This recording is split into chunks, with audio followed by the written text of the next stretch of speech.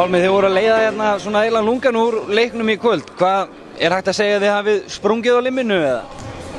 Já, sprungið ekki, ég veit það eiginlega ekki. Við bara hættum að gera það sem við vorum búin að leggja upp með. Líka bara léleg, við stígum illa út þegar ná 2-3 sóknarfrákvæðstig eftir vítaskot sem er bara óásættanlegt. Og svona bara litlu atriðin sem að þeir vildu meira heldur en við og þá bara unnu þeir.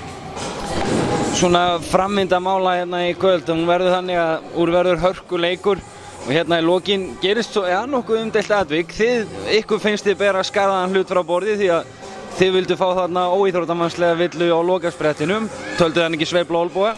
Jó, já, náttúrulega fyrir klárlega með olnbogan í andlitið á honum en dómarinn verður bara að eiga af sig. Þetta er bara eins og það er, við höfum alltaf sterkar skoðanir á dómgæslunni og þetta atvik, við töpum ekkert leiknum á þessu, við vorum búin að gera það bara sjálfir.